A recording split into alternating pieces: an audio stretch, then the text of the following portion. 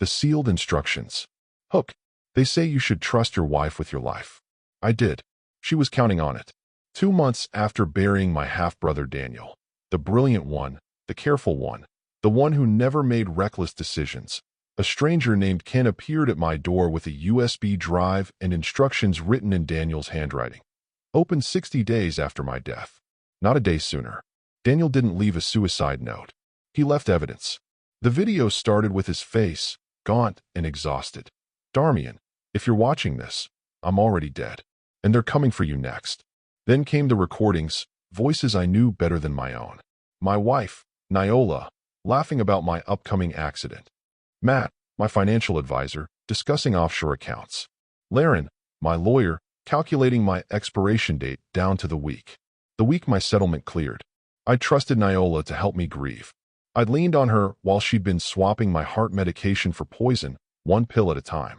Daniel had figured it out too late to save himself. But he'd left me a roadmap to survive. Now I had a choice: die like my brother, or become the ghost hunting the people who put him in the ground. I chose haunting. Chapter 1. Digital Ghost. Daniel's voice cracked through my laptop's speakers like he was sitting right beside me. They think I don't know, he said. That I'm too sick, too weak to notice. But I've been documenting everything. His eyes, our father's eyes, were hollow with fear. The same people who are killing me are already inside your home. My chest tightened. Daniel had died of a sudden heart attack. 42 years old, no warning.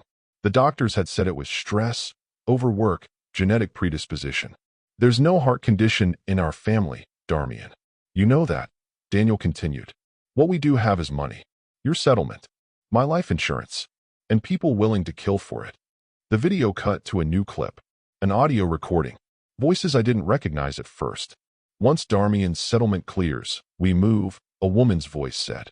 Daniel's already too weak to fight back. My blood went cold. I knew that voice. Matt's handling the offshore accounts. The woman continued.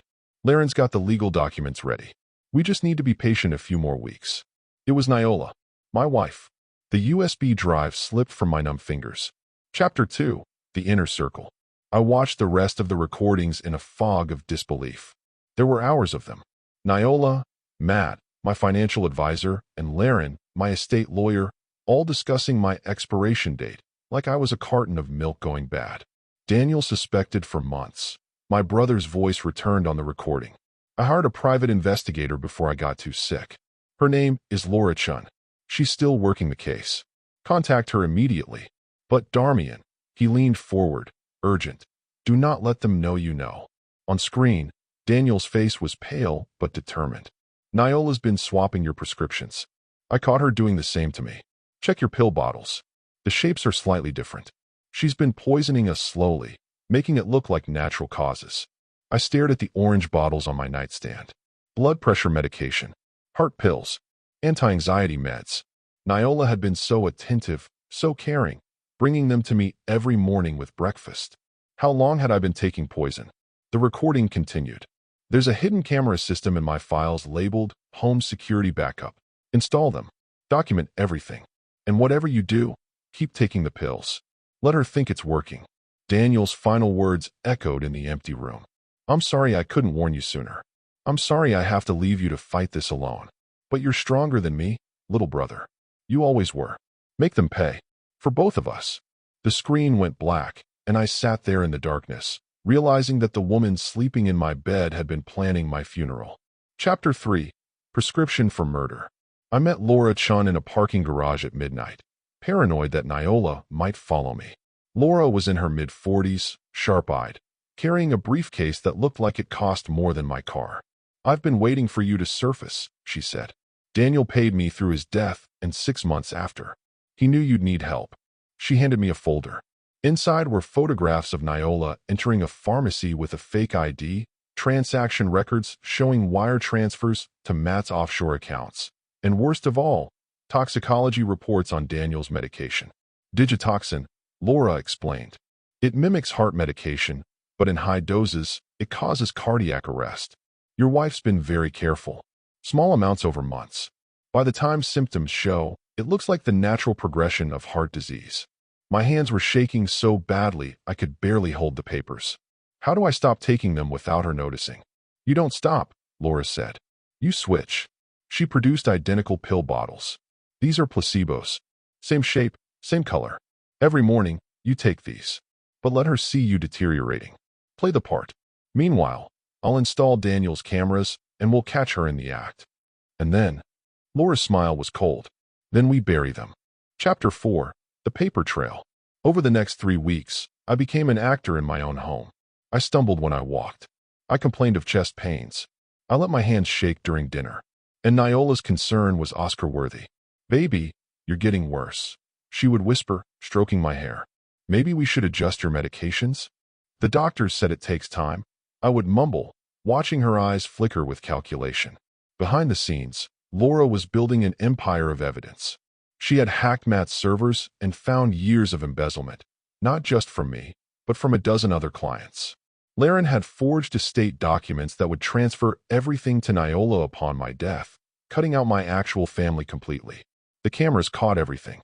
Nyola opening my pill bottles, dumping the contents, refilling them from a bottle hidden in her makeup case. Matt visiting our home while I was supposedly asleep, discussing timelines and logistics with my wife. Laren arriving with documents for me to sign. A new will, heavily sedated, my signature barely legible. They're getting impatient, Laura warned during one of our secret meetings. Your settlement cleared 2 weeks ago. I think they're planning to move soon. How soon? Days. Maybe less. Chapter 5. Playing the part. The cameras in my home had become my lifeline and my torture. Every night, after Nyola thought I was asleep, I would watch the recordings on my hidden laptop.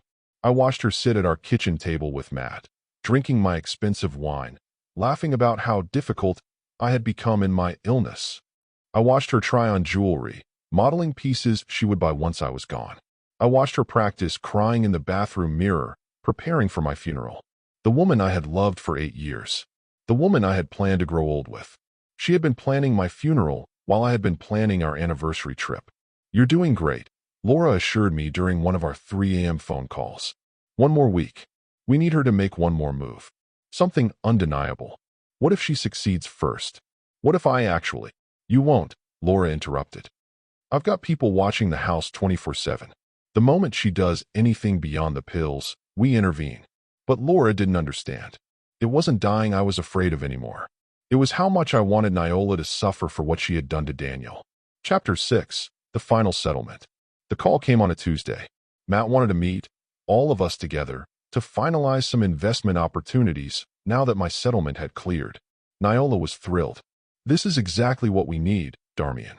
Matt's found some amazing opportunities. We could double your settlement in 5 years.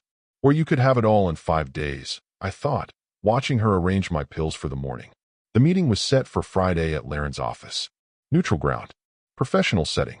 The perfect place for me to sign documents while heavily medicated, documents that would be ironclad in court after my imminent, tragic decline. But Laura had a different plan. Friday, you'll be healthy, alert, and surrounded by police, she explained. I've been coordinating with Detective Morris. He's been investigating Matt for fraud for 2 years. Your case ties everything together. What do? You show up. You let them think everything's going according to plan. And then you watch them realize they've been caught. Thursday night, Nyola made my favorite dinner. Lamb chops, roasted vegetables, expensive wine. A celebration feast. To new beginnings, she toasted, her smile warm and genuine and completely hollow. To getting what we deserve, I replied, holding her gaze.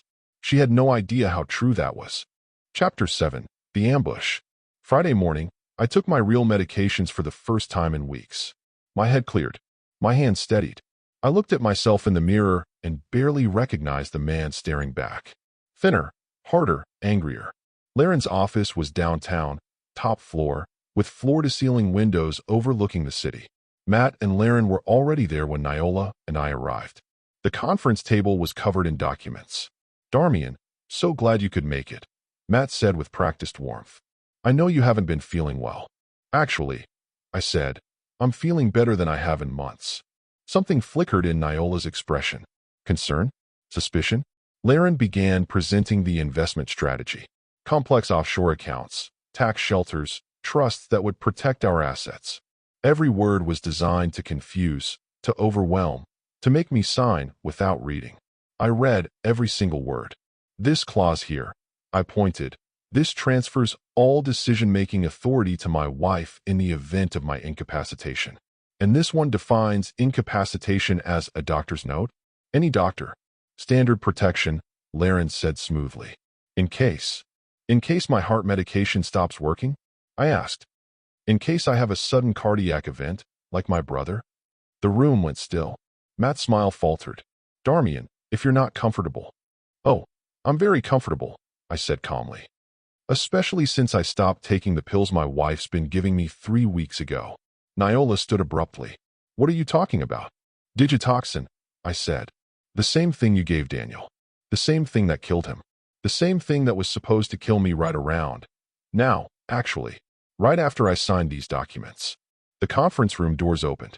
Detective Morris entered with 4 uniformed officers. Niola Stanley, Matt Brennan, Laren Cross. The detective announced, "You're under arrest for conspiracy to commit murder, fraud, and the murder of Daniel Stanley." The color drained from Niola's face. This is insane. Darmian, tell them. I have recordings, I interrupted. Hours of them. You discussing my expiration date. You swapping my medications. You planning how to spend my money at my funeral. I stood, looking down at the woman I had once loved. Daniel recorded everything before he died. And then I recorded you. Matt lunged for his briefcase, probably trying to destroy evidence, but the officers were faster. Laren tried reasoning. We can explain. Save it for your lawyer, Detective Morris said. Though you might want to hire someone who isn't already under arrest. As they were handcuffed and led away, Niola turned back one last time. Darmian, please. I love you. This is all a misunderstanding. You love my money, I said.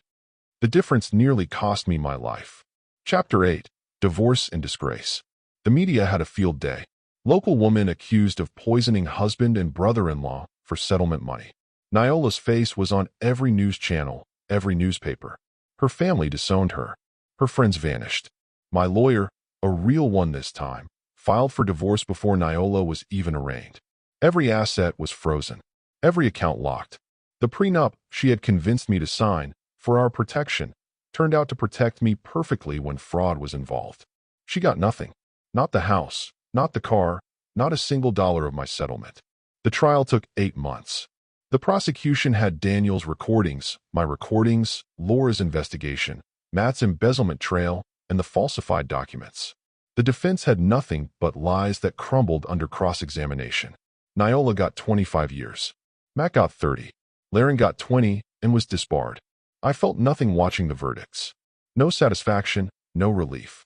Just exhaustion. Chapter 9. The Brother's Keeper. I stood at Daniel's grave on the anniversary of his death, holding a folder of documents. I did it, I said to the headstone. They're gone. All of them. The wind rustled through the cemetery trees. For a moment, I could almost hear Daniel's voice. You were always stronger than me, little brother. But that wasn't true. Daniel had been strong enough to investigate his own murder while dying. Strong enough to set a trap that would save my life from beyond the grave. Strong enough to trust that I would finish what he started. The folder contained incorporation papers for the Daniel Stanley Foundation, a nonprofit dedicated to protecting vulnerable heirs from financial predators. $12 million, minus legal fees and Laura's well-earned bonus, all invested in prevention, investigation, and advocacy. Your legacy isn't how you died, I said to my brother. It's how many people won't die the same way. I left a USB drive on his grave, a copy of all the evidence, sealed in waterproof casing. Just in case. Daniel had taught me to always have a backup plan. As I walked away, my phone buzzed. It was Laura. Got a case you should see. Widow in Connecticut, sudden inheritance. New husband pushing for estate changes. Sounds familiar. I looked back at Daniel's grave one last time, then typed my response. Send me everything. We've got work to do. My brother had saved my life with a USB drive and 60 days of silence. The least I could do was make sure he saved countless others. The dead can't speak, but their evidence can scream.